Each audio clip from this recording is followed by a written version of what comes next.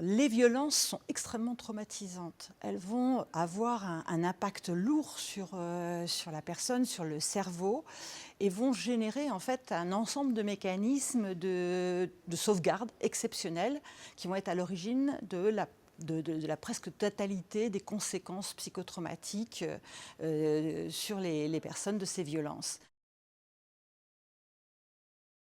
Le point de départ, c'est justement la sidération. C'est-à-dire qu'en fait, face à des violences qui sont terrorisantes, incompréhensibles, impensables, qui n'ont aucun sens, la personne en face ne peut pas intégrer ces violences. Elles font effraction, en fait, dans sa capacité de les penser. Et il va y avoir ce qu'on appelle une paralysie des fonctions supérieures. C'est-à-dire que tout ce qui, en fait, normalement devrait permettre d'agir, de réagir, d'analyser les violences, va être bloqué. Et les personnes vont se retrouver vraiment dans une situation où elles ne vont pas pouvoir parler, crier, se défendre sur le plan psychique, mais aussi sur le plan moteur, elles vont être aussi immobilisées. Et on sait que, par exemple, pour les violences sexuelles, plus de 70% des personnes qui subissent des violences sexuelles vont avoir cet état de sidération. Il est d'autant plus fréquent que la personne se retrouve piégée avec des situations complètement terrorisantes et complètement aussi impensables, enfin, qu'on ne peut pas comprendre, par exemple, comme un proche, comme un conjoint qui va exercer ces violences. Et ça va faire basculer la personne dans un état, effectivement, de paralysie psychique et de paralysie motrice. Donc ça, c'est ce qu'on appelle la sidération, et on le voit, on peut le voir sur les IRM. On voit effectivement les fonctions supérieures qui vont être bloquées. Alors c'est souvent ce qu'on peut reprocher aux victimes, c'est pourquoi n'avez-vous pas crié, pourquoi ne vous êtes-vous pas défendu? En fait, c'est tout à fait malheureusement normal par rapport aux violences qui sont exercées. Et plus l'agresseur va avoir une stratégie où il va être terrorisant, où il va être impressionnant, où il va en fait tenir des propos ou avoir des comportements totalement incohérents, plus la sidération va être importante. Et c'est à partir de cette sidération que va se mettre en place une cascade de conséquences qui vont avoir, en fait, qui vont être extrêmement traumatisantes pour la personne et vont avoir un impact sur sa santé à long terme, que ce soit la santé mentale et la santé physique. Ce qui se passe, c'est qu'à partir du moment où les fonctions supérieures sont paralysées, elles ne peuvent plus moduler la réponse émotionnelle. Dans le cerveau, on a une petite structure qui s'appelle l'amygdale cérébrale qui s'allume en cas de danger et qui fait sécréter par les surrénales de l'adrénaline et du cortisol qui permettent à l'organisme de se préparer à agir, à fuir face à des violences. À partir du moment où cette amygdale cérébrale s'allume comme une alarme et qu'il n'y a pas de réponse, elle va continuer à monter en puissance. C'est-à-dire que le fait que la personne ne réagisse pas fait qu'elle continue à hurler, en quelque sorte. Mais très rapidement, on va se retrouver avec des doses d'adrénaline et de cortisol qui représentent un risque vital pour l'organisme et qui vont avoir un effet stress extrême. C'est-à-dire qu'avec un impact sur le cœur et sur le cerveau, on peut mourir de stress et on peut avoir des atteintes neurologiques très importantes du fait d'un excès de cortisol. Et à ce moment-là, le cerveau n'a comme moyen pour permettre la survie de l'organisme, de la personne, que de disjoncter exactement comme dans un circuit électrique qui serait en survoltage, où il y a des appareils qui risquent de griller, et du coup ça va disjoncter pour éviter, pour protéger en fait les appareils les plus importants, et pour l'organisme c'est le cœur et le cerveau. Et cette disjonction se fait avec aussi la sécrétion de drogues dures par le cerveau, qui font une sorte de cocktail morphine-kétamine, comme un cocktail morphine-kétamine, qui vont complètement anesthésier la personne physiquement et émotionnellement. C'est-à-dire que cette disjonction va faire que l'amygdale cérébrale, la structure qui est à l'origine de la réponse émotionnelle, va être bloquée en quelque sorte, et elle ne va plus pouvoir faire sécréter de l'adrénaline et du cortisol, donc il va y avoir un stress qui va s'arrêter.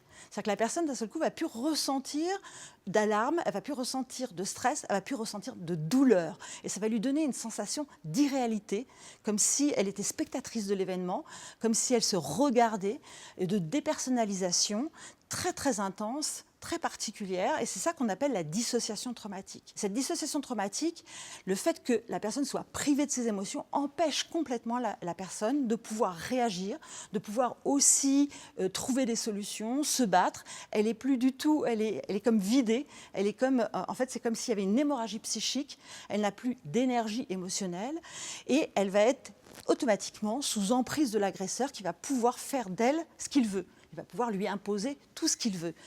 Et cette dissociation traumatique aussi, ça va faire qu'il va y avoir une tolérance à la douleur, une tolérance aux violences très très particulière. C'est-à-dire que les personnes, elles savent qu'elles vivent des violences, mais c'est comme si elles n'étaient pas graves ou comme si ça ne les concernait pas. Et du coup, elles vont pouvoir être d'autant plus en danger parce qu'elles ne vont pas évaluer la gravité de ce qu'elles sont en train de vivre. Et si personne ne le fait à l'extérieur, pour elles, elles vont être piégées. Et ça explique pourquoi les victimes peuvent rester aussi longtemps avec un agresseur parce qu'elles sont anesthésiées. Et puis cette anesthésie aussi émotionnelle et physique va faire que les interlocuteurs, les proches, vont avoir un mal fou à comprendre la victime. Ils vont rien ressentir parce qu'on ressent grâce à des neurones miroirs qui nous informent sur les émotions d'autrui, mais quand il n'y a pas d'émotion en face de nous, ils vont rien ressentir. Donc ils vont avoir l'impression que la personne, elle parle de choses, mais avec indifférence ou avec distance. Donc ils ne vont pas s'inquiéter.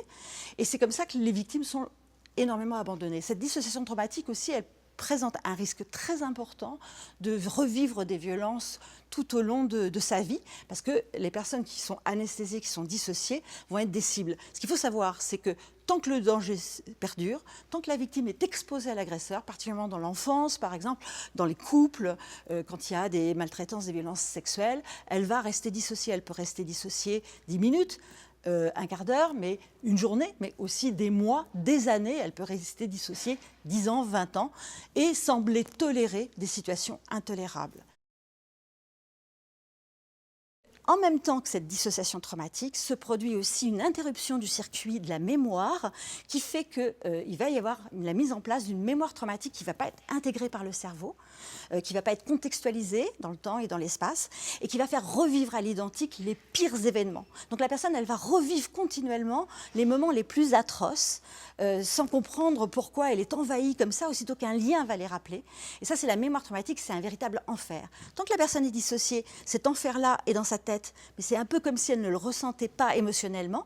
Et aussitôt qu'elle ne va plus être dissociée, c'est là où ça va exploser. Ça explique aussi pourquoi, par exemple, les femmes victimes de violences conjugales, quand elles sont enfin à l'abri, qu'elles ne voient plus, qu'elles sont plus confrontées, qu'elles sont plus exposées à leur agresseur, à ce moment-là, elles se retrouvent, elles sortent de la dissociation, et c'est souvent à ce moment-là que ça explose en elles, et elles revivent des événements, les événements qu'elles ont vécus, elles ont des attaques de panique, des angoisses, elles entendent des phrases de l'agresseur atroces, tu vaux rien, tu mérites ce qui était arrivé, tu n'as pas le droit de vivre, etc. Et elles se disent, en fait, il avait raison quand il disait que je ne pouvais pas vivre sans lui, c'est bien la preuve que je ne peux pas vivre sans lui. Et du coup, qu'est-ce qu'elles font? Elles peuvent revenir, et quand elles reviennent, l'agresseur a le pouvoir de les dissocier, de les anesthésier, et du coup, elles semblent aller mieux, sauf qu'elles ne vont pas mieux, bien entendu, parce que quand on est anesthésié émotionnellement, c'est pas pour autant qu'on n'est pas impacté. Vous savez, quand vous êtes anesthésié au niveau de la main, c'est pas parce que quand vous mettez votre main sur une plaque électrique, c'est pas parce que vous êtes anesthésié que vous n'allez pas être brûlé. Donc les conséquences vont être d'autant plus graves que les personnes sont dissociées et elles vont être d'autant moins protégées. Ça explique par exemple que pour les violences sexuelles, 83% des personnes qui subissent des violences sexuelles disent qu'elles ne sont ni reconnues ni protégées. Et plus les personnes sont très jeunes, plus ces processus que je viens de vous expliquer, de sidération, de dissociation, de mémoire traumatique va être important. Plus les enfants sont très jeunes, plus ils vont être impactés. Et ils peuvent être impactés dès la naissance, voire même l'amygdale cérébrale, elle est active lors du 3e trimestre de la grossesse, donc ils peuvent même être impactés pendant la grossesse.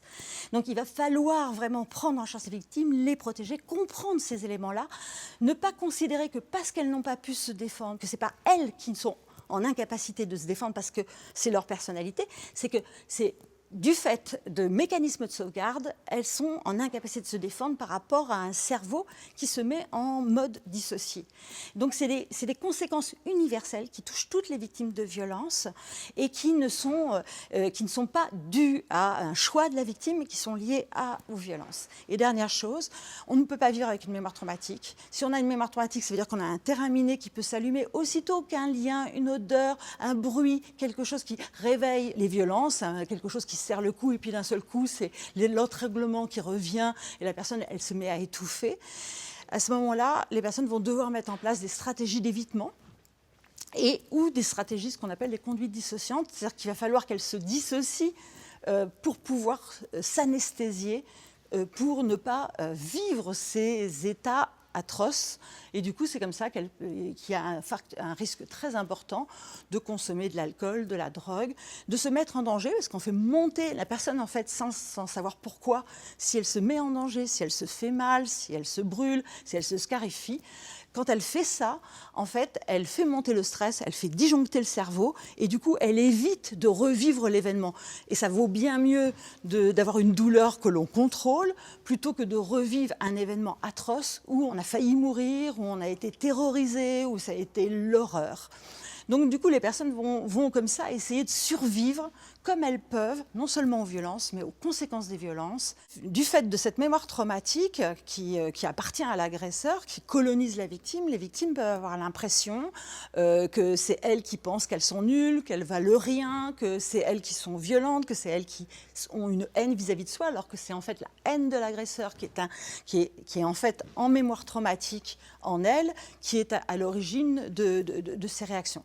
La mémoire traumatique, en fait, c'est vraiment une mémoire qui n'a pas été intégrée en mémoire autobiographique, qui reste bloquée hors temps, comme une machine à remonter le temps, qui fait que aussitôt qu'un lien va rappeler la situation, elle va exploser et faire revivre à l'identique. C'est-à-dire que, par exemple, si on a vécu une violence extrême dans le noir, quand elle va revenir, on va être dans le noir. Si on a vécu une violence avec des douleurs, les douleurs vont revenir à l'identique, comme si elles se reproduisaient. Ça peut mener les gens aux urgences. Toutes les phrases vont revenir, tous les bruits, et je veux dire, les personnes peuvent même avoir peur d'être folles, tellement c'est violent, tellement c'est énorme, tellement c'est incompréhensible.